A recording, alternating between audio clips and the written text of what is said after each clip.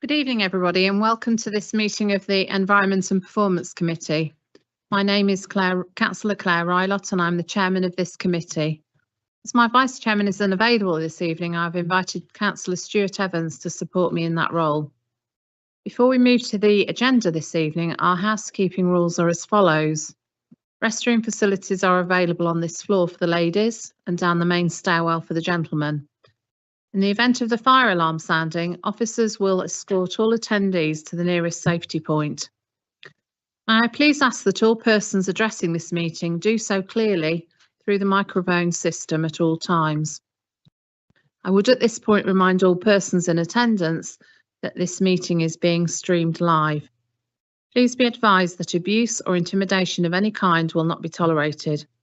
Anyone who is deemed to breach this requirement will be warned and asked to refrain, and if the behaviour persists, they will be asked to leave the meeting. That concludes the housekeeping rules, and we will now move straight into part one of this evening's agenda and address the preliminary items. To receive apologies for absence and notification of any substitute members. Thank you, Madam Chairman. We have apologies from Councillor Lena Stavikian and portfolio holder Councillor Andorian. Thank you. Thank you. To sign the minutes of the last meeting held on the 16th of April, do members agree the minutes, please?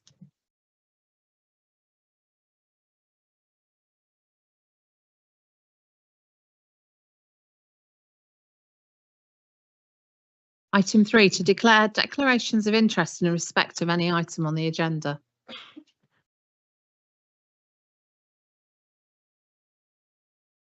No member has anything they wish to declare. Thank you. 4, to answer any written public questions. Are there any? No questions, Madam Chairman. Thank you. Thank you. That concludes the preliminary items. We will now move on to part 2 of tonight's agenda, which is a very heavy agenda, as members can see. As such, I would kindly ask that members refrain from any repeat commenting during debate and focus on the content of the reports provided to ensure we allow suitable time to deliberate each item. Our first item this evening is the annual crime and disorder report on page 5 of the agenda. I would at this point like to welcome Police Inspector Ian Cotton to this meeting. I believe this is your first attendance with us. It is. Thank you for inviting me. I would also like to welcome Superintendent Lee St Quinton and Zoe Walters from the County Safer Lincolnshire Partnership. This report will be presented by Peter Hunn, our Community Safety Manager, supported throughout the presentation by our guests. Thank you. Right, there we go. Thank you, Madam Chairman, and thank you, members. So this is our annual scrutiny of our crime and disorder report, and in particular related to the work of ourselves as a community safety team for Boston Borough Council, the South and East Lincolnshire Community Safety Partnership, which we are members with East Lindsey District Council and South Holland Council, and my colleagues on screen, Zoe and Lee, will be referring to the South Lincolnshire Partnership, which is the county-wide partnership of which we are members as well. We are going to take it, as the members have read, I appreciate it's 100 pages of reports and appendices, so it is quite a heavy report. I will apologise for that, but I will also say I think it was important that members did have the full context of the work, because as you can imagine, within crime and disorder and community safety, there is a lot of work that goes into here, and to try to summarise it just into one report is a near impossible task. But I'm really pleased and honoured to have Inspector Cotton beside us to answer any questions in relation to our local policing, and obviously our colleagues on screen who will help support in relation to our strategic requirements that we have in relation to community safety for the county. So the report, basically, I will go through in brief detail, and hopefully that members have an opportunity to read it, and we will be able to answer questions at the end of the summaries. So background 1 on page 6 is literally just the background of crime and disorders, community safety partnerships and how they formed, and the strategic requirements. And one of those strategic requirements is to hold a public meeting or a scrutiny committee to go through the work of the partnership and the council for the year, and that's what this report is to do. We have from 2.4 We will then we've allocated and put on as Appendix A from page 15 to 30 is the Community Safety Partnership, our local partnership action plan. So all the work and priorities that we've been doing as local community safety partnership throughout the year, and we've highlighted on those 15 pages the work from there. But just in summary, and to highlight the key priorities that we had for the last year from there, and in no priority order, antisocial behaviour was one of the areas that we looked at, and we've given you updates in relation to the work from there, in particular the Antisocial Behaviour Awareness Week, where we highlight how to report antisocial behaviour, what it is, and the key agencies that are doing from there. One of the areas that Boston piloted at the end of last year, and I think members of this committee last year heard me talk about the pilot in relation to the noxious odours process. That has now been adopted by the county, and there's now all of the local authorities and the police have now adopted from the work of our pilot, and there is an update in relation to the work that went from there. 2.7 hate crime, there's an update. That was one of our priorities, and again we had a hate crime awareness week where we highlighted what hate crime and hate incidents were, how to report it, third party, that's at 2.71, and also there was an increase to the awareness on how to report hate crimes and incidents.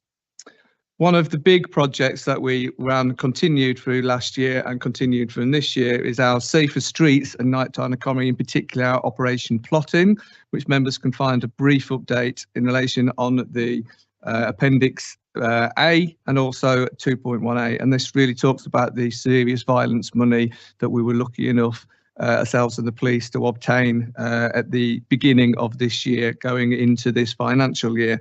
And as you can see, this is work including an ongoing work for engagement boards, community rangers who are out on the streets as we speak now. Some changes, and I think members may have noticed some of the planters that went into the town centre this week. That's from money that was obtained through this project. Community engagement officer, which Ian and Nicola has been interviewing for today, and some ongoing work in relation to improvements of CCTV. From 2.9, one of the other priorities we had was around the safety of women and girls, again heavily linked to the Safer Streets and serious violence money, but some of the particular areas of focus on that one is around the White Ribbon Day and the 16 days of action, which we'll be asking members once again, like we did last year, to wear the white ribbon and to be aware of obviously while that marks, which is violence against women and girls. Ongoing work in relation to Safer Streets 4, which we're just continuing to do at the moment, and also there's some work, not particularly in our area for Safer Streets 5, there's been some work in East Lindsey and South Holland, and obviously we'll be supporting and helping in that. 2.10 priority was on vulnerability and safeguarding, particularly on that one we was in a focus on fraud awareness. We are aware that there's a lot of scams and frauds that's been going on in our particular area, and for us it was a priority to help us try to identify what those frauds are, but also some of the mechanisms and support to prevent it and also help. So we've got an update on Appendix A in relation to that. And also on that one, it's to introduce the domestic abuse officers, of which we've now got one at Boston Borough, another one at East Lindsey and one at South Holland. And they've been really supporting and helping all the teams in relation to be that key contact and support in relation to domestic abuse. And they will be presenting a briefing for members coming towards the end of the year in relation to, again, the white ribbon, but also the important work that they do now for us as a partnership and a local authority. And on section 3, from page 31 to 33, you will see what I hope you would find as our usual antisocial behaviour, PSPO, alcohol, and now our noxious odours stats in relation to the enforcement that we do as a council in relation to there. And I hope members also taking feedback that we had from last year. We've now done a comparison in relation to those for antisocial behaviour in the last 3 or 4 years. So you'll be able to see not just what we had last year, but how it compares to the other previous years from there. And that was a request that we added on from that time, which we've done. Again, Ian and I will be happy to answer any questions you may have, but I'd now like to hand over to Zoe on the screen, who again will give you a brief update and summary on the Safer Lincolnshire Partnership before we open up to members' questions. Thank you, Zoe. Brilliant, thank you very much. So the Safer Lincolnshire Partnership Annual Report for 2023-24 is Appendix C. On pages 4 and 5 you'll find the executive summary. The report was produced in line with our statutory duties to produce an annual report, and this was shared at our annual general meeting on the 30th of April, and again it's a statutory duty for us to have an annual general meeting. As Peter has referenced, South Holland District Council, East Lindsey District Council and Boston Borough Council are statutory members of Safer Lincolnshire Partnership, and SLP, I'm going to say SLP moving forwards instead of the full Safer Lincolnshire Partnership, do deliver statutory duties for all responsible partners at a strategic and county-wide level. The report summarises the key achievements for 2023-24, and it also provides assurances around finances and public engagement. In terms of the statutory duties that are looked at in addition to this, these are aligned to the core priority group updates that are included within the report. So these statutory duties relate to antisocial behaviour, reducing reoffending, substance misuse, serious violence, crime and disorder, and domestic abuse related death reviews. So the Community Safety Partnership holds the statutory duty in terms of commissioning the domestic abuse related death reviews, but we delegate this to the Lincolnshire Domestic Abuse Partnership, and they've provided assurance for us in terms of their performance and activity over the last year. The next section of the report looks at next steps for 2024-25. I would like to highlight one particular section for you. It's of significant relevance for you as a committee. So as it stands, the Safer Lincolnshire Partnership is an informal arrangement that's agreed to by all partners, where we have just one county-wide strategic community safety partnership across the county. However, there is a move to look towards making this a formal merger. At the South and East Lincolnshire Community Safety Partnership meeting last week, this was discussed in brief, and it was suggested that it would be appropriate to put forward a paper outlining the opportunities and potential challenges in relation to this move, to ensure that we are appropriately consulting with our district councils as required.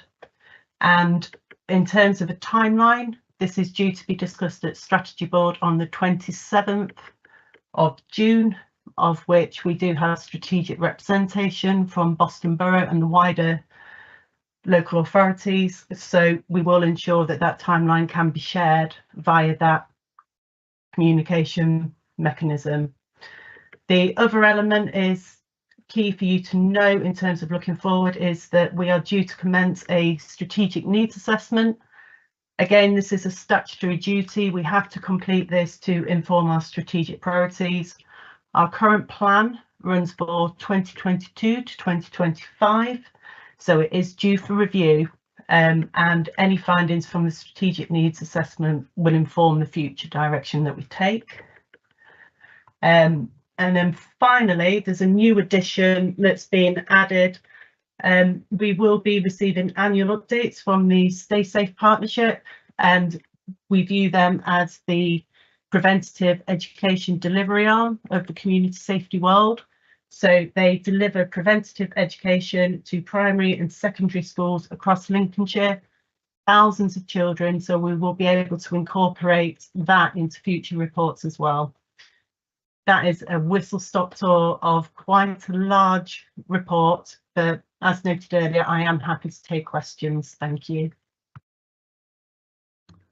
Thank you, Zoe. And in relation to the recommendations made from the report, we have two recommendations today. And the first one is that the contents of the report is noted, and that members consider any areas for focus to be included in future reports. We've had one question in advance, and that was from Councillor Drayton. So if Madam Chair, if you're okay, if I'd say that one first before we open it up for questions.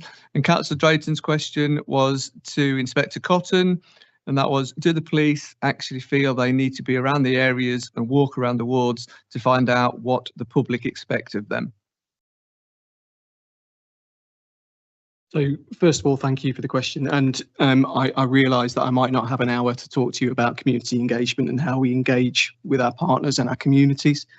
In an ideal world, do I think that we should have a highly visible presence in every single beat area and community within Lincolnshire? Absolutely, I do. But we don't live in an ideal world. And have we had to cut our cloth according to the budget that we've got? Yes, absolutely we have. So can we provide that highly visible presence in every single community at the times that you want it?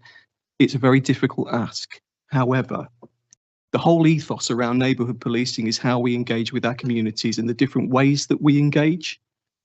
So we really need to be out there and making sure that we are engaging with our key individuals in our communities, that we're engaging through social media, that we engage with our young people, we engage through schools. And can we do that? Absolutely, we can. So do we have to be there walking around our communities to find out what is wrong in our communities and those particular issues? Not necessarily. There are other ways to engage. There are other partners to ask. There are other community things that we can do in order to assess those problems, to get those problems. And the whole ethos behind it is once we find those problems out from the community, we involve that community in resolving those issues. So yes, I would love to have PTSOs in every single area. We can't have that, but can we do really good engagement with our communities and find out those community problems through key individuals, through our partners, through schools, through youth groups, yes, we can do that. And we do have resources that we can allocate to that engagement, and it is one of our priorities. So I hope that kind of answers the question. Thank you. Yes, I have a question.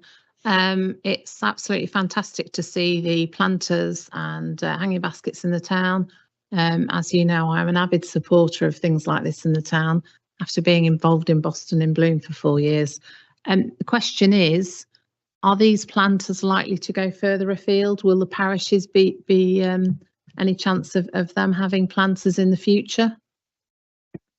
The particular planters in the town centre was through external funding through the Serious Violence Fund, which we'd bid in for, and that was particularly just focused for funding for that hotspot area of the town centre. I'm sure if there is any additional funding, then we can bid in for to expand them out to the parishes. But at this stage, the funding was just ring fence for that town centre area. Thank you, Peter. Do we have any more questions? Councillor Marsden. Thank you, Chairman.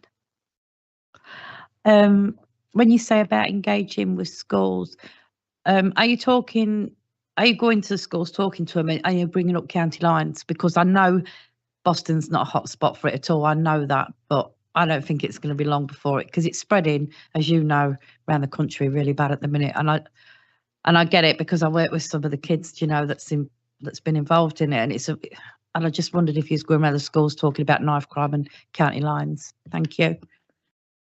Absolutely, we are, and we have our community engagement team headed up by Sergeant Mel Stanbrook, who does some fantastic work within the schools, goes out and talks about county lines. We have our county lines coordinator, Steve Ellis, who goes out and does talks with colleges and schools. We have our local PCSOs, and it's really important, as far as I'm concerned, that our local PCSOs on that beat are the contact, the real day-to-day contact with those schools. So yes, we absolutely do. We have gotten input into all of the secondary schools here, and we would also try and do mini police for a couple of schools in Boston as well. So we try and catch them at a really young age. We don't touch on county lines at that age, I'm afraid.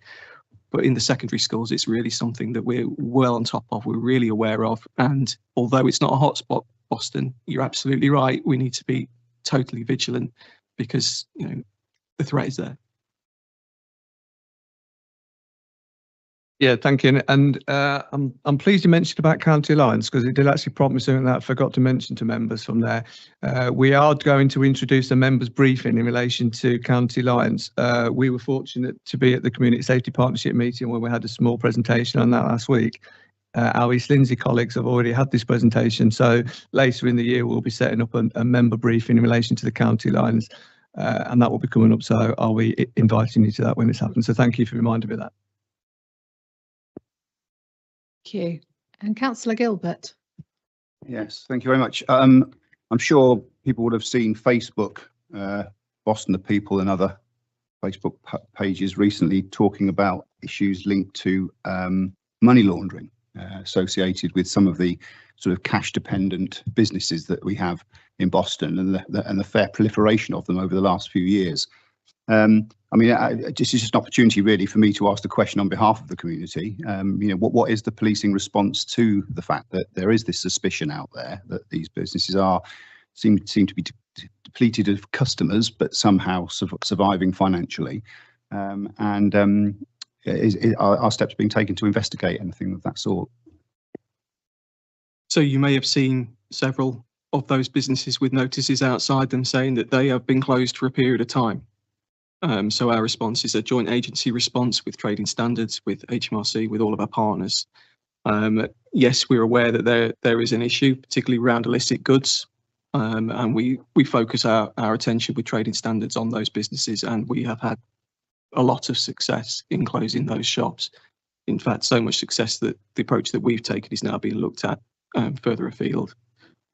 We will be lobbying for changes in legislation. We were due to meet with MPs to say that actually perhaps the legislation in regards to this can go further. We will be liaising with our partner agencies to see if we can swim upstream and see where this money is going. That's a difficult operation and will take some time. But there is a joint agency response to that, particularly the illicit cigarettes, vapes. We do get some alcohol as well. We tackle it through our community licensing team, our alcohol licensing team as well. So we're all coming together to try and address that, and you will see a visible representation of that through shops being closed. In fact, we've done 2 more today.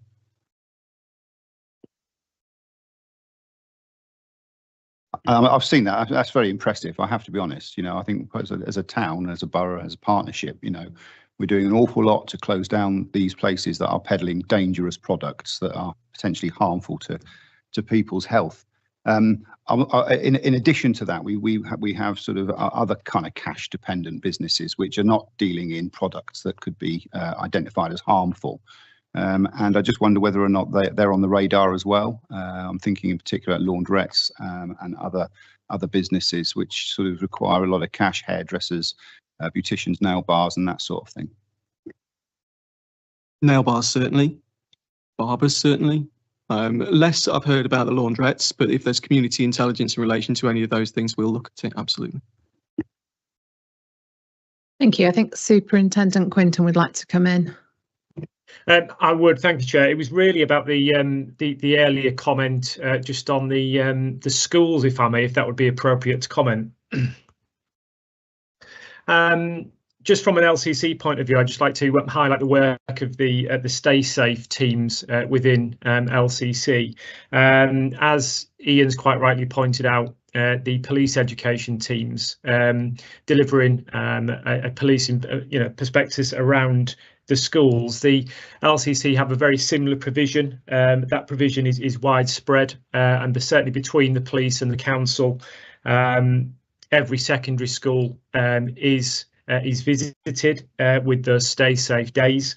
The reach of last year was over 92,000 children, which I'm sure you'll agree is quite staggering. And 100% of secondary schools, with I think it's 87% of primary as well, having some form of intervention between these two teams. So the commitment to education across both policing and the county council is strong, and I think from my perspective definitely makes a real impact on children's progression and education in the county. Thank you.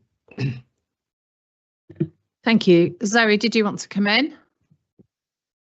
Yes, thank you. It's in relation to the question around education around knife crime. So I'd just like to highlight that we do have the Happening, which is an immersive preventative education centre. It's based in Sleaford.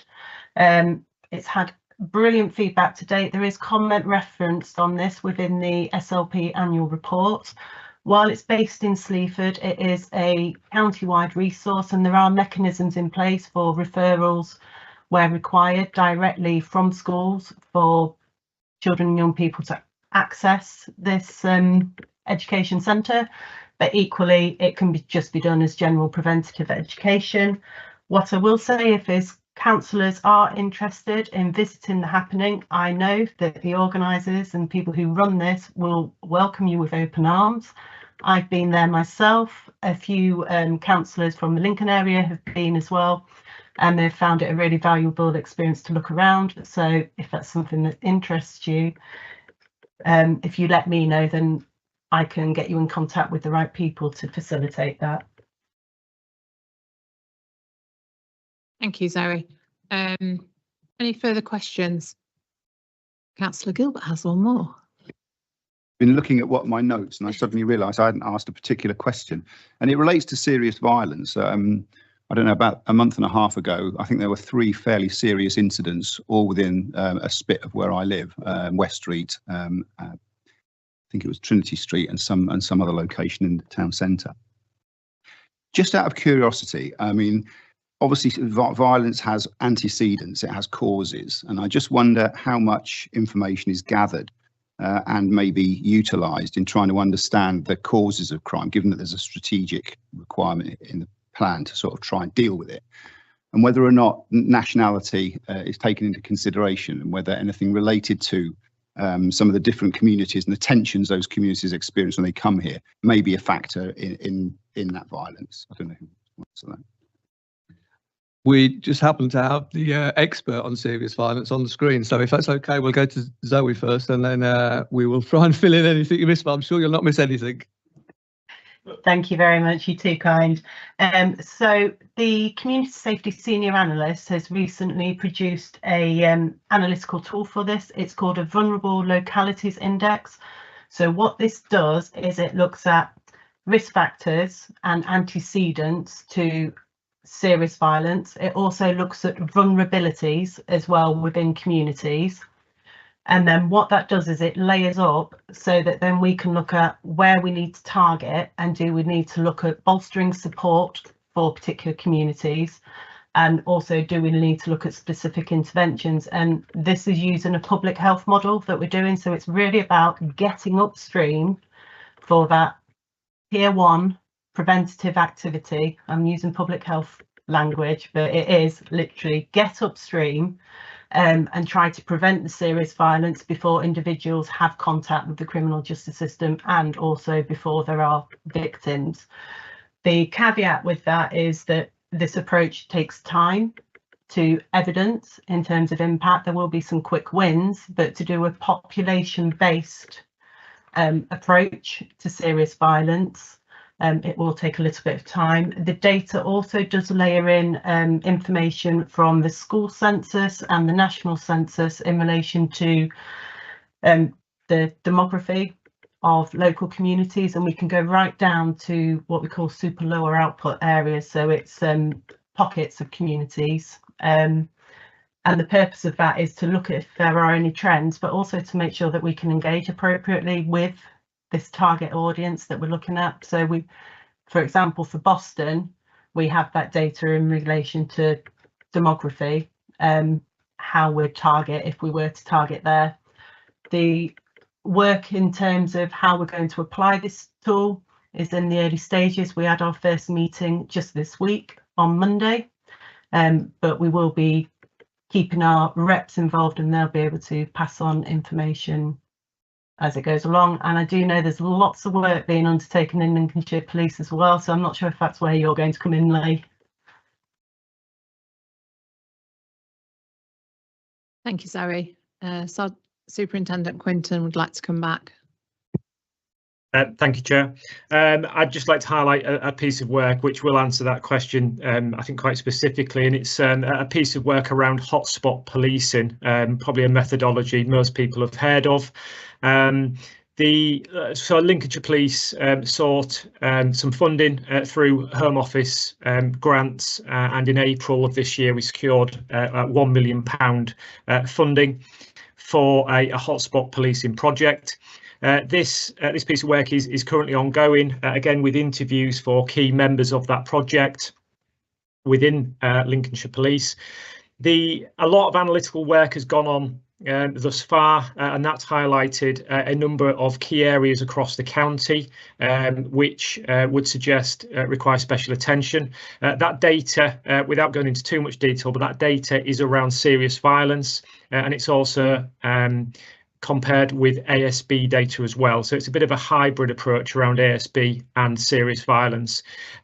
Certain lower super output areas have been identified within the Boston area, as have places like Gainsborough, Lincoln, Skegness, Ingermells, etc. And that project is currently being rolled out. Certainly in the next few months with a bit of a staged introduction. What I will say though, from a Boston perspective, the work that Inspector Cotton's done and certainly his predecessor in Inspector Clarkson, then hotspot policing is already well embedded within the Boston area. Operation Plotting was testament of that, and the only other place really in the county, which is again on the east, is Skegness, who is also using hotspot methodologies around targeting the real high profile areas that need that kind of special additional attention from not just policing but that partnership approach. So I hope that provides a little bit of confidence as well as to where we target our attention. Thank you very much for that. Any further questions? Councillor Marson. Thank you, Lady Chairman. Is there any way that we could encourage more shops and businesses to have town link radios, because that's a deterrent? I know that a lot of companies won't pay for them to have their radios, they won't pay for the staff to be covered with them, and I think that they are very effective. And obviously the police, the funding and that, there's not so many, but it'd be more eyes and more, contact. So I think that there'd be a good deterrent if we could encourage more people to have town radios, especially like restaurants that are open at night and things like that. Thank you. And that's exactly what the community wardens or community rangers, are doing now. It works out about £18 a month, and that includes the rental, because the radio that they get from there, the connection up to our CCTV suite. But more importantly, that network of other shops and businesses that have that radios. We are also going to be looking through the town deal or other external funding, if we can get some money together, proceeds of crime that we'll be looking at to see if we can do from there, just to try to support businesses we can in relation to that initial purchase of that thing. We might not be able to pay for it for the whole length of the period, but for a year or something, then absolutely we are now going around encouraging those that's not on it. And we've already seen an uplift of about 25% that was on it then previously before the Rangers start. So they're already going out there and doing that exact work. Thank you. Thank you. Anybody else? Councillor Drayton. Yes, that Inspector Cotton, that was a very honest answer you gave me. I'd just like to say thank you. Okay, and you've my full support. Okay. Thank you, Councillor Drayton. Anybody else got any questions on this matter? No. So the recommendation, as we heard, was that the content of the report is noted and that members consider areas of focus to be included in future reports. At this stage, I'd like to thank Superintendents Quinton and Zoe Walters, who are going to leave us. So thank you for your help. Thank you. Thank you. Thank you very much. Second report this evening is the annual CCTV report, which is on page 89, and it will be presented by our CCTV manager, Andrew Hall, supported by Inspector Cotton and the Community Safety Manager. Thank you, Andrew. Yeah, thank you, Madam Chairman. I'll try and keep it brief. Obviously, we've got quite a lot to go through, but yeah, this is the usual report we put in every year. Today we've split into two bits. So we've got the normal annual stat report, and then we've got our CCTV policy, which we'll put in front of you. We used to try and get it every year, but with certain events that we've had in the past, that's not been possible. So we're suggesting some changes to that. So I'll just briefly go through the summary then of the stat report. So I think we all know what C2V is, so I don't think I need to go through a description of that. But we do cover quite a few areas as well as just as Boston. We cover areas of East Lindsey, North Kesteven, South Holland District Council. But the main part of this report obviously is for Boston, but we do talk about those areas because it is a large part of what we do in the same control room. So during the period of this report, which is the 1st of April 2023 to the 31st of March 2024, we logged 13,654 daily log entries, which are sort of normal sort of admin related tasks in the control room. We completed 955 incident reports, contributed to 119 arrests in the Boston Borough Council area, contributed to 383 arrests altogether throughout the entire set of areas. We produced 148 CCTV evidence packages from the Boston Borough Council area for police and court use, and produced 450 pieces of evidence in total. So the stat report is Appendix A in this, but also the next part of this is relating to the CCTV policy, which we've made some minor changes to and that we've listed. But the main part that we want to point out regarding this is we want to look at reviewing this every 3 years as opposed to every 1 year, which we have been potentially doing in the past. The recommendations will be that members review, comment and challenge the information within the stat report in Appendix A, and that members scrutinise the CCTV policy set out in Appendix B, referring it to Cabinet for adoption with any changes the committee feels necessary. Thank you, Andrew. Who would like to ask the first question on this one?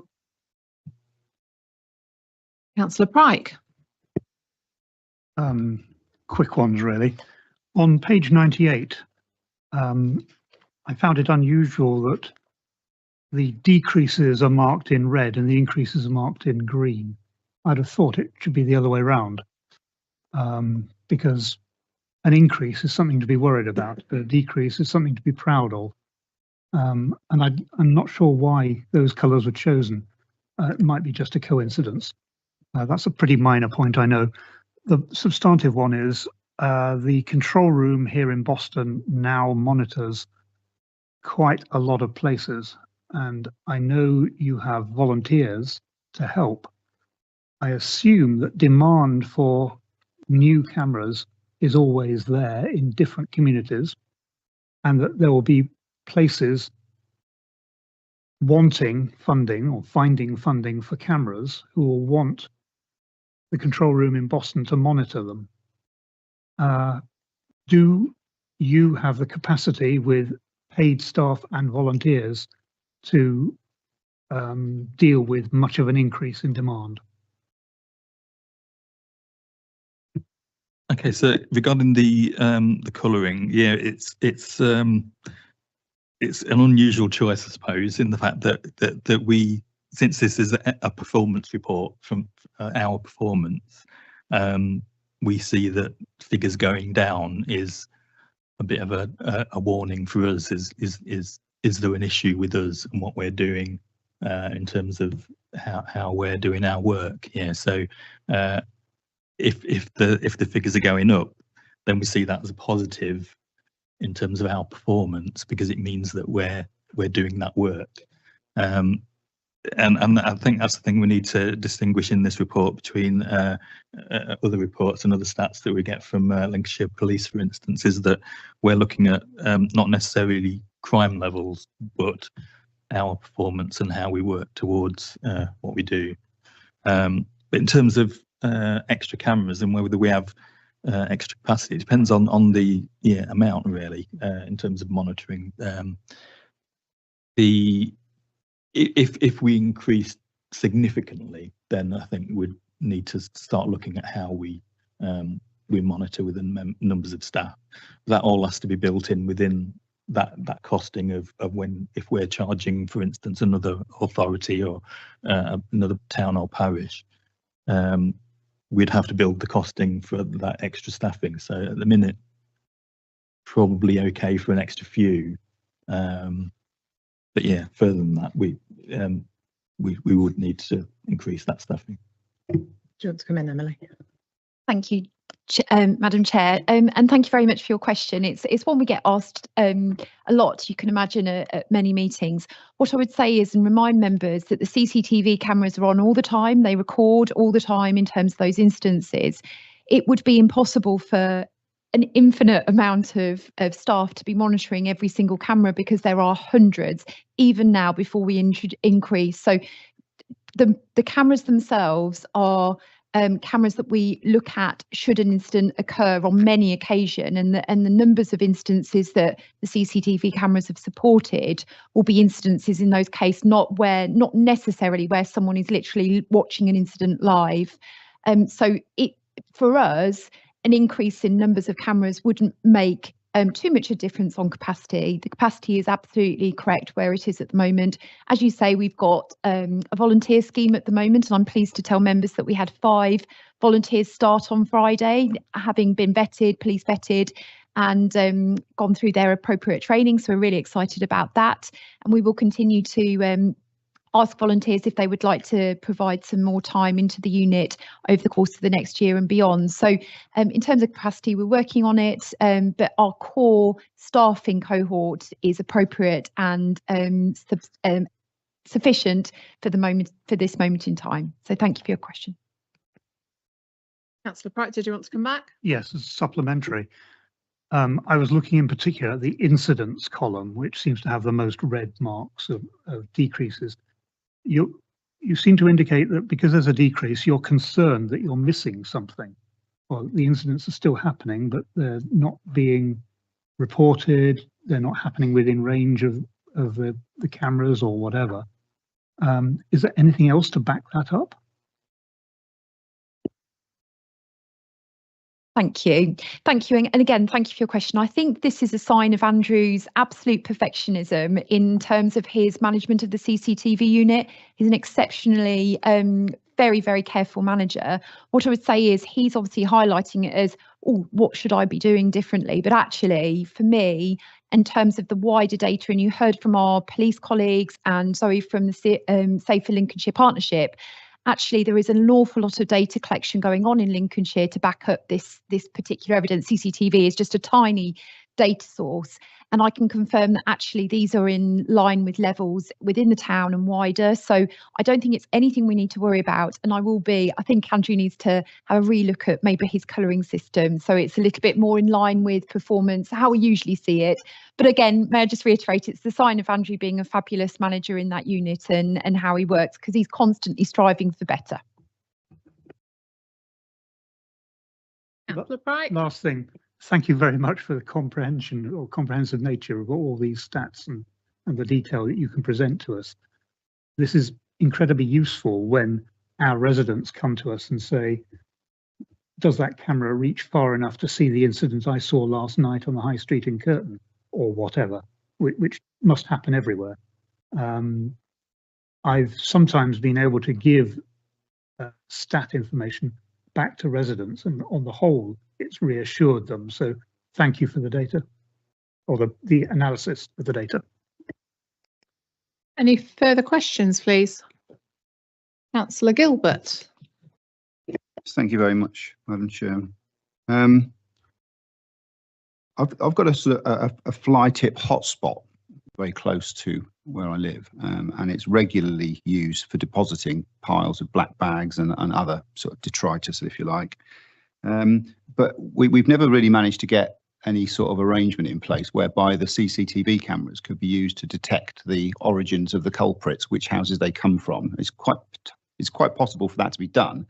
We've never actually managed to get around to doing it. I noticed that one of the purposes of the CCTV system is to assist in improving the environment of the area, and I just wondered to what extent it's possible to extend the role of the CCTV to identifying the perpetrators of what is essentially serious environmental crime. Really, I mean, you look at the extent of it, or whether that would need a change in the policy. And I think this is where we probably get a mix between ourselves as a public space CCTV team and obviously the environmental enforcement team, who obviously look at littering and fly tipping, because that team also, sorry, typical.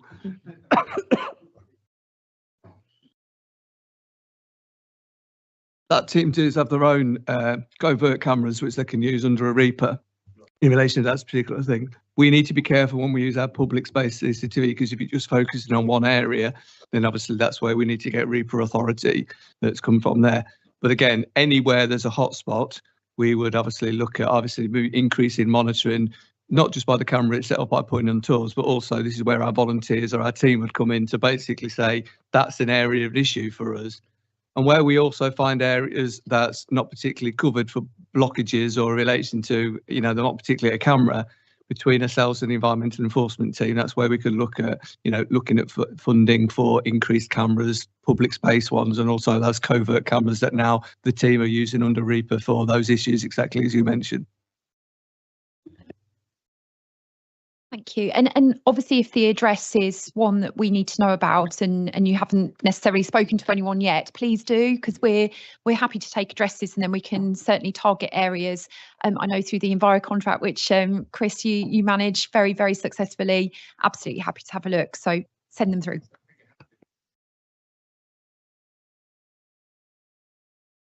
Councillor Austin. If I may, thank you, Madam Chairman. A follow up on that. Am I right? I mean, I've always had the belief or understanding that over the years when we've had CCTV, it's always can only focus on public property. It can't, look into someone's garden. It can't pick someone up until they've got outside their gate, which I suppose means it'd be very nice to see that, that person's come out of there and has dumped it. But when there is dumping like this, isn't it perhaps sometimes its contents are investigated by our waste people? Because that can be the giveaway, can't it, if you leave addresses and things in there? Thank you. Yeah, and you're exactly right. As you would expect, the police and the council, we can't just put a camera up and look wherever we want as much as we probably would like to. We have to, they've got that collusion, intrusion and that privacy of private areas. But again, there is ways and means, Reaper authority, if it's a particular hotspot of a serious incident. But as you say, on most flower tips, there usually are signs of individuals where they pick the rubbish up, usually letters with addresses on and stuff from there. So yes, they are regularly gone through to try and find that evidence from there. And again, if it's a bit like Councillor Gilbert has mentioned, if it constantly keeps getting areas, again, with additional cameras, covert cameras or other means of trying to identify the culprits that's causing that. And I think the success, although it's not particularly our CCTV area, but I think when you do get a report from the environmental enforcement team, there's a lot of prosecutions and work that go on. So it's a really successful team and prosecutions at it. Thank you. Anybody else would like to speak? I trust that you've obviously all looked at the CCTV policy. We do need to take a vote to recommend adoption onto the Cabinet. So could I ask for all those in favour of this policy? Thank you. So that's carried. Thank you very much. Thank you. Thank you, everybody, for your reports. That's good. That's fine.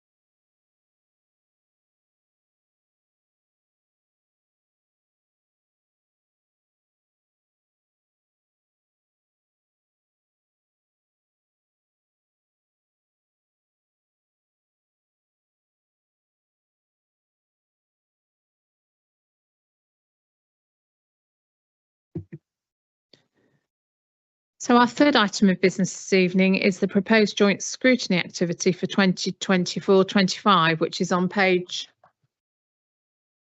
excuse me, one meeting please, on page 123 of the agenda, and will be presented by our scrutiny officer, Rebecca James. Thank you. Chairman.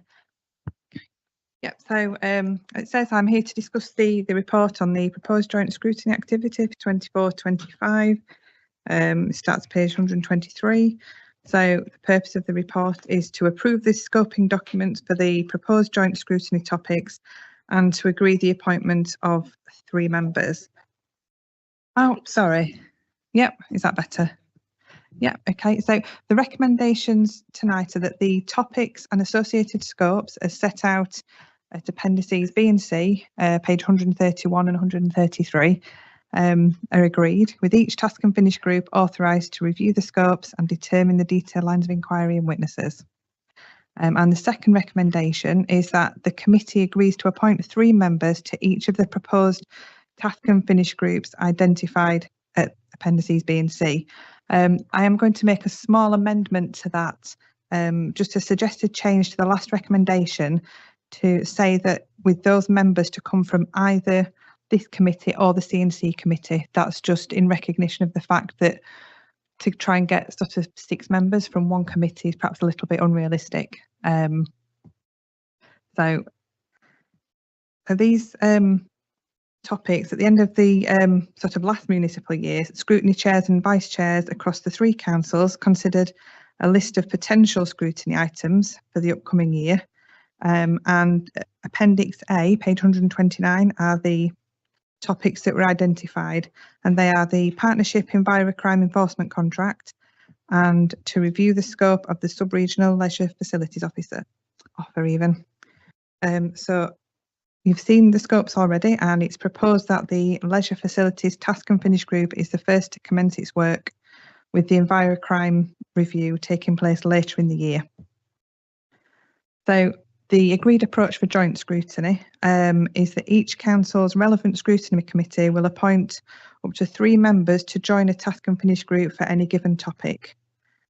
That will be supported by a lead officer and myself, who will support the group, and it will be myself and the lead officer who prepares any final report, obviously with full agreement and prior approval from the scrutiny group, and that is then submitted back to the scrutiny committees for final review and subsequent recommendations. So we're looking at the agreement of the 2 scopes, appendices B and C, and then members for the 2 groups. But as I say, if we can't get full all the members we need, we will go out via email for the to C&C community as well. There is just a note on, I can't remember what page it is now, that because of the timescale of the leisure facilities project, it's going to be a short piece of pre-scrutiny to take place during July. So only those available to meet during July should put themselves forward to be part of the task group. Yeah, that's on page 125, paragraph 3.2. So initially we'd thought about trialling something that you've done quite often previously at Boston, which is like a scrutiny inquiry day. But given the makeup of many members working, it's been decided that perhaps it would be better to hold it over 2, maximum 3 evening sessions, which we think would suit the sort of members much better. Obviously via Teams, we're not expecting councillors to travel cross partnership to do this. It's suggested sort of week commencing the 8th, 15th and 22nd of July. Like I say, 2 meetings, maximum 3. Yeah, that's that one. Sorry.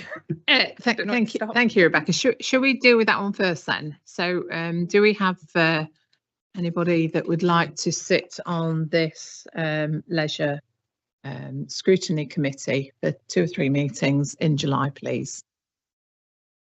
Don't all shout at once. So Councillor Gilbert would like to be on it. Councillor Drayton, and Councillor Welbury. Is there anybody else that's got an absolute desired? All right. So we've got 3. That's lovely. Thank you. Thank you very much, councillors. Thank you. Thank you, Rebecca. Do you want to carry on then? Yeah, that's fine. So, I mean, if there are any members that are interested in the EnviroCrime, which is the page 133, if there's any members that are, but if not, we can email out to that what starts sort of October. So asking on that then, sorry, Yeah. is there anyone here that would like to be on EnviroCrime? Councillor Scoot, Councillor Evans and Councillor Pryke. So there you are. Thank you very much.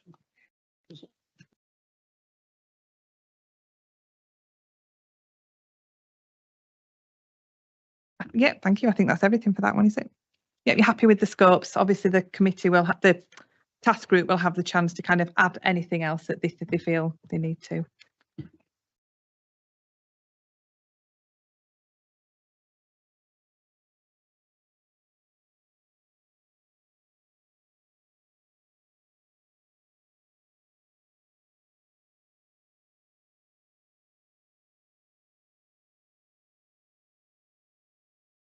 Yep, thank you. Yeah, starting at page 135, this is it's the 3rd annual joint scrutiny task group for the South and East Lincolnshire Councils Partnership. So each year since the partnership was formed, it was in the memorandum of agreement to establish a joint scrutiny task group to undertake an annual scrutiny of the partnership and understand its effectiveness and opportunities for further development. So again, I'm asking you to agree the scope at Appendix A, that's page 139, and that's to enable the scrutiny exercise to commence promptly in September. It has elements of years 1 and 2, but obviously we've altered things slightly as the partnerships developed and progressed to allow sort of new priorities and different things that we might want to look at. And the second recommendation is to agree the appointment of 1 member from the scrutiny committee to join the task group alongside the chair and vice chair. So we automatically have the chair and vice chair of each principal sort of partner scrutiny committee. So there'll be the chair and vice chair of Boston, chair and vice chair from South Holland, same East Lindsey, and then 1 additional member from each group to make up. Just a point of note on page 136. I don't want people to be too put off by the timescale there. It doesn't mean that you're going to have 9 meetings over 9 weeks at all. So it's really just an indication so that you're available within that period of time. So there will be meeting 1 will definitely need to happen that week. Meeting 6 and meeting 7 will definitely need to happen, but the others, it's down to the committee, the task group even, sorry, to decide how many additional meetings they need. So it's not, don't feel that you're going to have to suddenly have 9 meetings all in a row, because I think it might have looked like that the way I'd done it. I just wanted to give people as much notice as possible, as much information in advance. But as long as you've got good availability, it might be that you can only attend 3 meetings out of the 4 or 5 that we end up having. But yeah, again, just any interest from members. So is there anybody that would like to join myself and Vice Chair on that task and finish, please?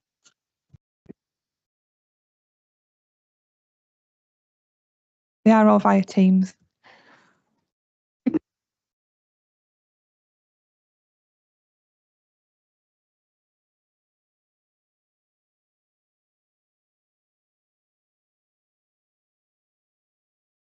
Sorry, thank you.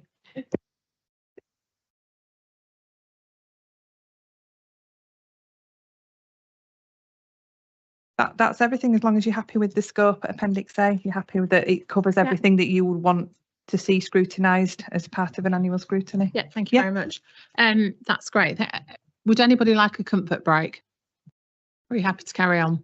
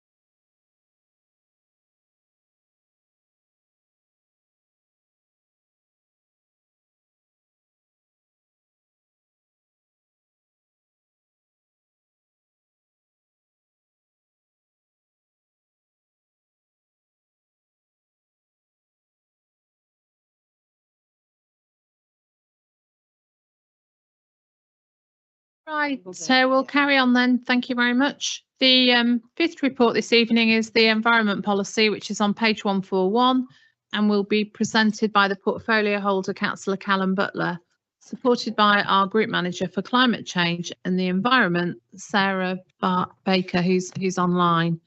So thank you, Callum. Thank you, Chair, and good evening, fellow councillors. The new South and East Lincolnshire Council Partnerships Environment Policy represents a refresh of the existing Boston Borough Council Environment Policy approved in 2021. It has been designed to provide the mandate for climate change and environment delivery to underpin the collective ambition of the three South East Lincolnshire Council Partnership Councils set out within the sub-regional strategy. It has been proposed for two reasons. Firstly, the existing environment policy underpinned the previous Boston Borough Council corporate policy aim around environmental awareness and accountability. This revision underpins the new sub-regional strategy's environment policy priority. South Holland District Council had no previous environment policy in place, and in bringing them up to speed with the East Lindsey and Boston Borough policies, the sub-regional strategy development seemed a timely opportunity to align policy across the three councils so that we are all singing from the same hymn sheet when it comes to the environment. The environment policy provides the overreaching framework for a number of more detailed strategic documents and project plans. For example, carbon reduction plan, sustainable product policy, trees and hedgerow strategy, and so on. The document is short and succinct, clearly setting out the core priorities which should be considered across all service areas, project development and within procurement decisions. The policy is split into four key themes: protecting and recovering our natural environment, mitigating and adapting to climate change, enhancing our built environment, and finally, ensuring a sustainable approach to waste and waste management. Thanks for listening, and I'll endeavour to answer any questions to the best of my ability and with the help of Sarah. Thank you. Thank you, Councillor Butler. Does anybody have any questions? Councillor Gilbert. Thank you very much, Madam Chairman. A couple of thoughts in relation to recycling. We don't have very many bins around the town centre which enable or allow people to sort of select and put different types of recyclate in them. Everything just goes into general waste. That does strike me as being something which is not really assisting in the planet in any particularly good way. The other thought I had in relation to this is about water fountains, to try and cut down the amount of plastic waste from people buying bottles of water and then discarding them. Whether or not, you know, I don't know whether other towns or cities have attempted to do something like this. I think on the continent they have this sort of thing, which seems to make sense to me. And then the final thing, in terms of protecting the environment, I've noticed around Boston a lot over the last 4 or 5 years, the amount of ivy which is growing on trees. And ivy will kill trees very rapidly and actually makes those trees incredibly hazardous to health and safety. You know, I mean, the tree can fall over having been destroyed by the ivy, and it's incredibly heavy, and it falls over in fairly modest sort of winds. So I wonder if part of the strategy is looking at that. A tree with ivy on it does not look like a tree. A tree with the ivy removed looks like a tree. I go out wherever I can to cut the ivy off at ground level to try and protect the tree. And we're doing that on George's Road at the moment. Yeah, so it can be done. I'll answer what I can and then probably go to Sarah.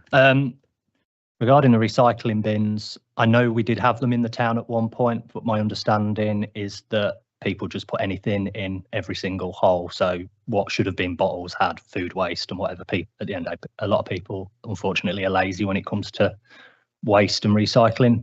That said, it's something that we can certainly look at, and I know we've had discussions about it, especially with the new PE21 scheme. Water fountains, again, personally think it's a good idea. I don't know how we would go about doing that per se, but I'll come back to Sarah in a minute. And ivy on trees, again, I can raise that with our grounds team and see if there's anything that they can do in the short, to try and reduce it in certain places. I know ivy is quite a fast growing thing, so it's not always something you can get on top of when it's been allowed to get to the state that I dare say it has. To come back with that, I think it's other partners as well, like Anglian, the Environment Agency. They've got property where there are trees shrouded in ivy, and it just spoils the overall amenity of the area when the ivy gets too problematic and too overgrown. Sarah, did you want to come in on any of that? Just I guess on the recycling bin side of it, I think as you touched on there, it's always a bit of a challenge, isn't it? Sort of balancing, managing the waste against the recycling side, and I think it links to a wider programme of awareness raising. I think that it's something that, from a public point of view and climate change, there's a huge amount of work that can be done to raise awareness of that and how people can sort of do their bit a little bit more, perhaps. We're trialling a couple of schemes in East Lindsey. We're going to put a dedicated bin on the coast for plastic bottles, for example, and that part of that will be to have a lot of interpretation and signage around that. It will be on the coast, so it will be talking about marine plastics and things like that. So it's a trial for us to see how it goes, see what the contamination is like, and I think that's all we can do is try and learn from each other and roll these things out. I think we know that in a perfect world we could be doing an awful lot more, but sometimes it's those sort of baby steps to get us there. And I think the education piece with all of this is really crucial to all of it. Just on the ivy side, again, I think it's one of those careful balancing acts. So I think if you spoke to somebody like the wildlife trusts, for example, they would say that a managed amount of ivy is actually one of the most important things for a number of pollinators in the bridge sort of season. So in the winter, for example, when there isn't a lot else there, it can be a very valuable food source as well if it's managed correctly. But you're right, if it's left to get out of control, then it has its own implications. So with all of these things, there's some very careful balances to be struck, I would say. But I think that they're all very valid points that we can certainly take on board.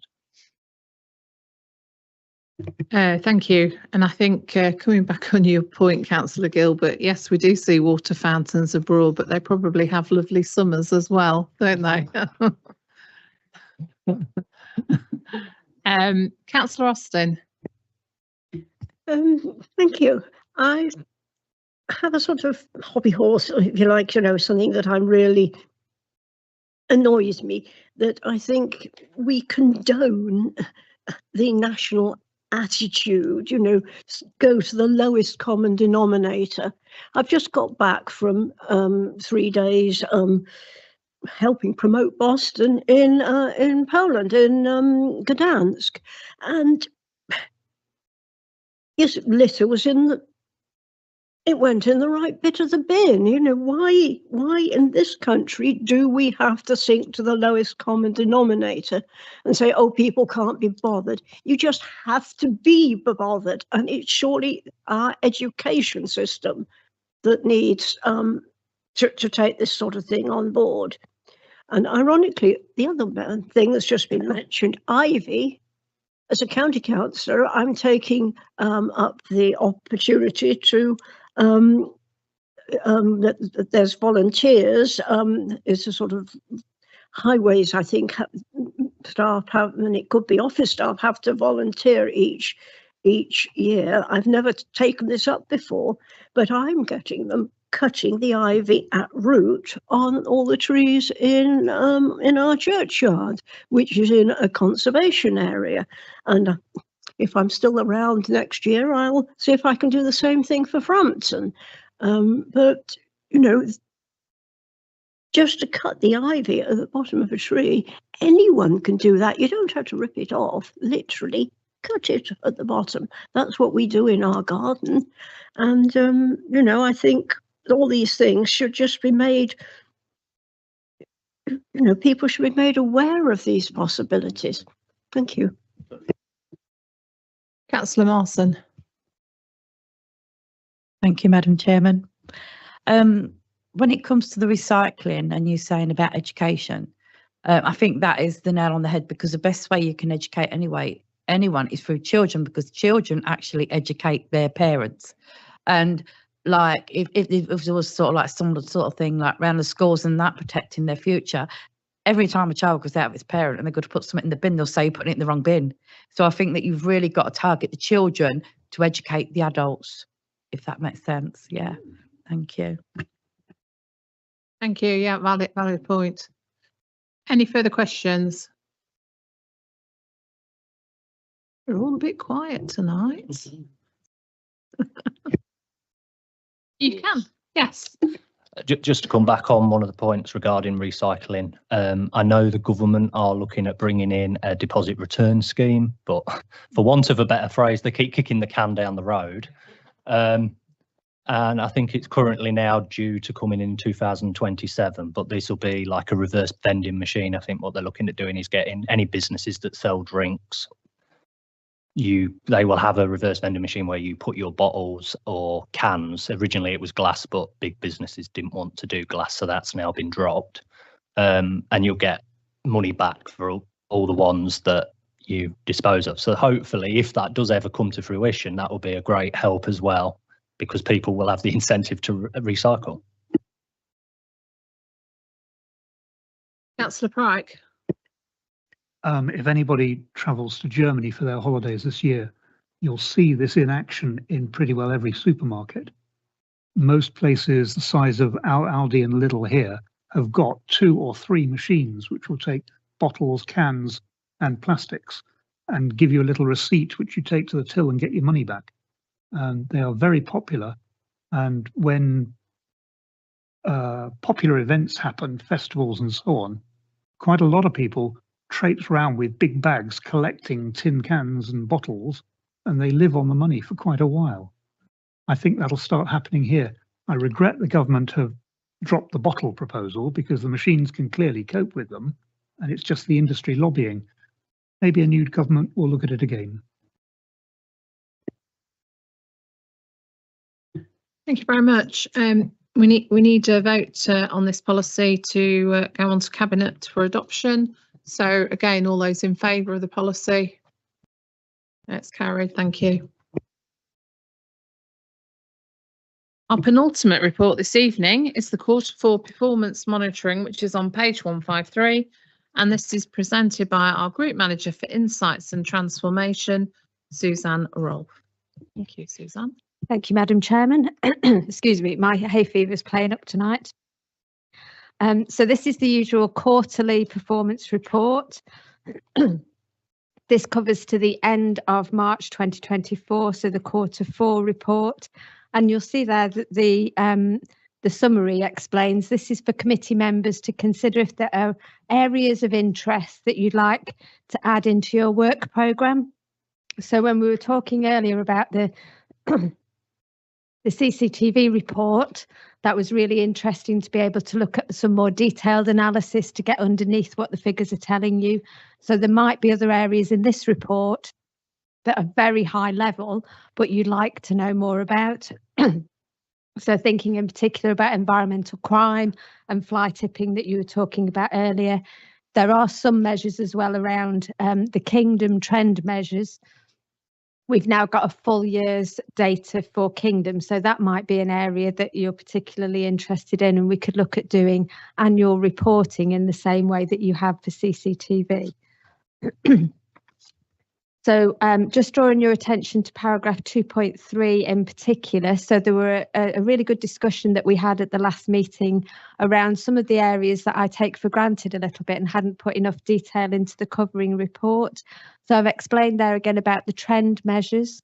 So most of the measures in here are performance. So they're about how we perform as a council. And we have a target that we either achieve or we don't achieve. And if it's a red, that means we've missed the target by more than 5%. If it's an amber, we missed the target, but only by a small amount. And if it's green, it's on target. But not all of the data in the report is our performance. Some of it is trend data, which we use to help us to analyse the data and make decisions. So I'll go into a little bit more detail on what that looks like on the first page of the appendix. But just to carry on with paragraph 2.4 then, You also mentioned at your last meeting that it'd be really interesting to get some more targeted data in there. So I have asked the assistant directors to have a look at their trend data and just be comfortable that they are trend measures, where there are now 4 quarters worth of data for the new measures to consider whether targets should be set and where there might be benchmarking available now that might be possible for 24-25. So from your last meeting, that's fed into the ADs, and we'll have a look at that in Q1. And then the last element there, 2.5, I've just put a little bit more clarity around that graph that's at the end of the appendix, just to explain that that's the cumulative savings that the whole partnership has achieved to date. So those are the blocks that we have in that graph. That's the target that we wanted to achieve, and we've already achieved more savings than we anticipated with the partnership. So that's very good news in that graph. I'll just take you to page 157, if that's okay. That's the first page of the appendix, just to explain how the performance is set out. I won't go through every page, I promise. We're not going to be here all night. But just so that you know, this is under wellbeing and community leadership. So as an example there at the top, we have the homelessness figure, and you can see that we've got 5 quarters set out there. We've got the Q4 of the previous year so that you can compare how it was last year with this year. And then you've got the trends for Q1, 2, 3 and 4 of this year. And then next to that is the target. So that's the 70% that we were aiming for. And the status is either that red, amber or green, or a trend measure if it needs it. And right at the end, that graph just showing you how the performance is going over the last 5 quarters. You'll see on that first page as well, where there is any an anomaly between the target and the performance, there'll be a comment in there that explains why that performance is off target. You'll see then on the next line, there's just an example of performance that's on target, so that's showing as green. And at the bottom there, the number of verified rough sleepers, that gives us an example of a trend measure. So there's nothing as a council that we can necessarily do to change the number of verified rough sleepers, but that trend measure tells us which way it's going and would then feed into our decision making about how we deal with rough sleepers. So that's why the trend measures are in there. What we're going to do in Q1, just to make this much clearer, is to combine all of the performance figures together under the new priorities in the sub-regional strategy. So you see all the performance together with the red, amber, green, and then we'll move the trend measures to the second part of the report. And I think that might help just to explain the difference between the two. But hopefully a little bit more information about what these papers are telling you is a bit helpful. And if you have any questions, I'd be happy to try and answer those.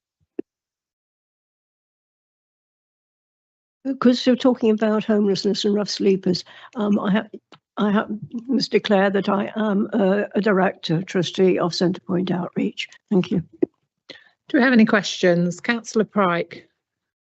Again, on the verified rough sleepers point, I know we had an extensive discussion last time we had a report from Suzanne about trends and whether trends were that useful when figures might be more useful. Will we get particular numbers of verified rough sleepers in future, or will we only have trends to look at? The reason I'm asking is because I know there is mounting criticism from the charitable sector of the agencies across Lincolnshire, police, health, social care and district councils, in their treatment of rough sleepers and their apparent mistreatment of rough sleepers who then die.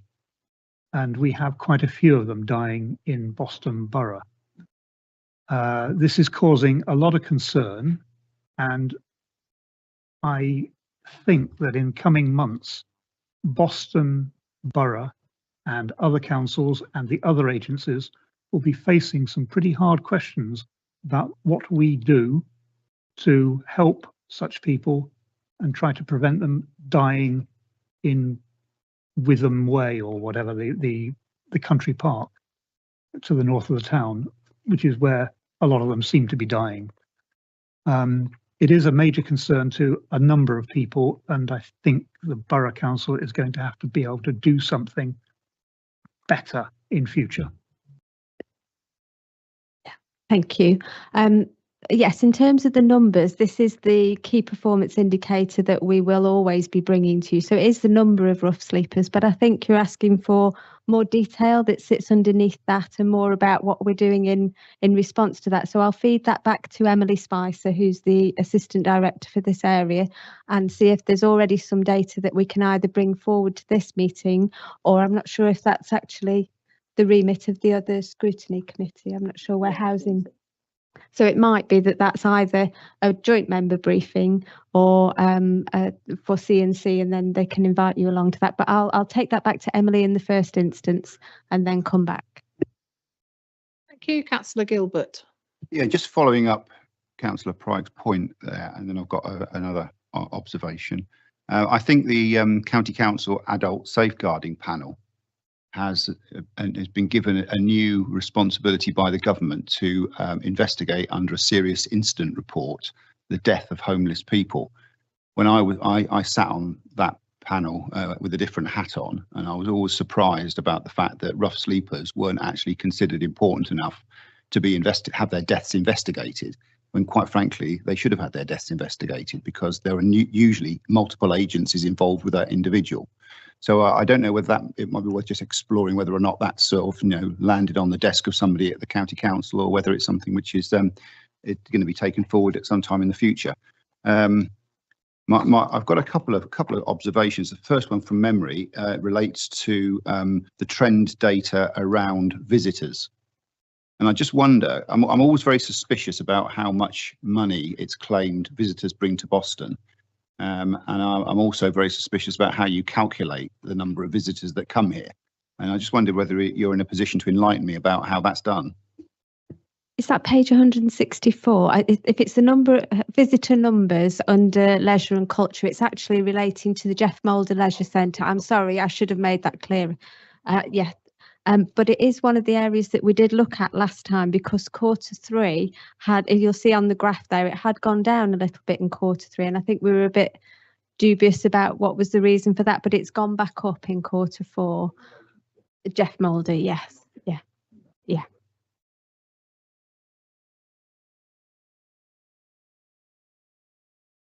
Thank you. Any further questions?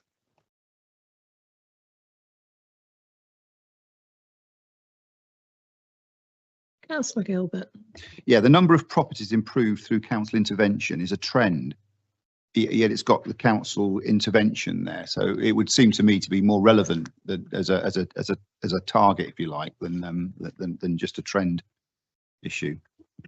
Yes, it's because we don't know how many at the beginning of the year, how many numbers are going to come through. So we can only intervene in the number of properties that come forward needing that intervention. I'm using the word intervene too many times, but it's that part that's outside of our control. What we can do is add in something like a percentage. So that would measure our actual performance of the number that have come in. What percentage have we dealt with? So I could ask if we can put that in as a comment that goes alongside that, but we can't necessarily put a number on how many we're going to deal with in a quarter, because it depends how many need that work during that time. Thank you. Councillor Scoot. Thank you, Madam Chair. Just on the corporate on page 167, the Q4 on the collective workforce surveys are all going down. Is that a concern? I'm not sure if it's a concern or it's something to look into. I think it's interesting data. It tells us that there are more people completing the surveys, which is a good thing, and that does impact on the final performance. What we also do is we have annual report reviews with all staff, so that if there are issues within this reporting, then managers are trying to get underneath that and talk to staff about exactly what it is that's impacting these figures. So not a concern as such, just really interesting overarching figures that tell us overall they're quite good figures in comparison to other organisations. They're quite high on all 4 measures, but they are really interesting to analyse and get underneath. Yeah.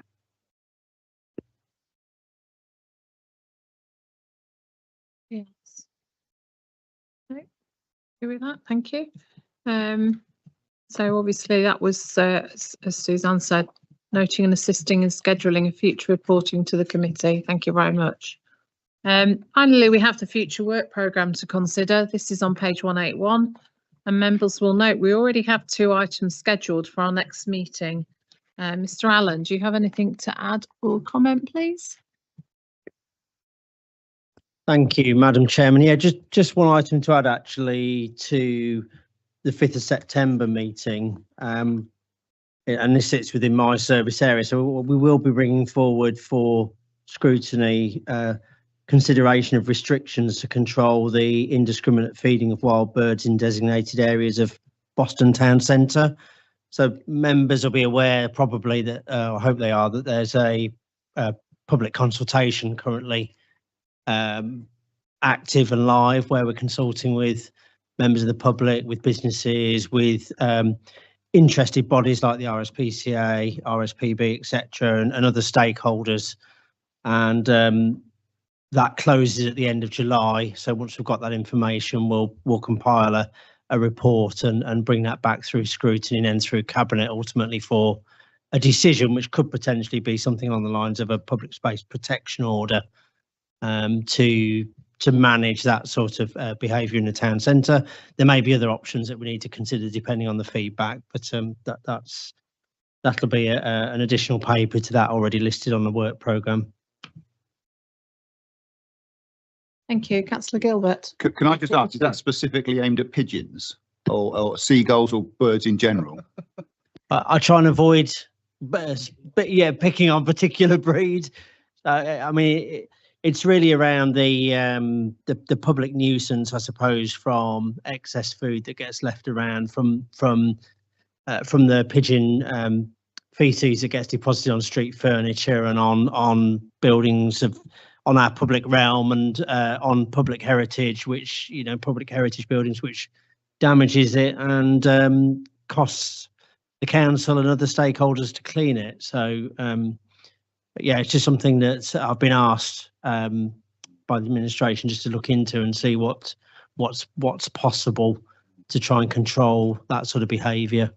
It'd be helpful if we could include seagulls in that as well, because I mean, some of our businesses have seagulls nesting on their roofs, and I've got a seagull nesting on my roof again this year. I was too late to get up there and prevent it, but I'm going to go up there in July or August with a scaffold, and I'm going to make sure the seagulls don't come back next year. They are a nuisance. Yeah, so the wording I've used is wild bird, so not to be discriminatory. Councillor Drayton. Well, here's a well-known fact. If you get ornamental owls and stuff like birds of prey, and you put them in places, it will keep seagulls, pigeons, and stuff like that away. Maybe that's a way forward. That's a good idea. Yeah, because it would stop a lot of it. Okay. Yeah. If you put them in strategic places, they do work. Yeah. Okay. Oh, sorry. Thank you, Councillor Drayton. So that concludes the business for this meeting. Thank you very much.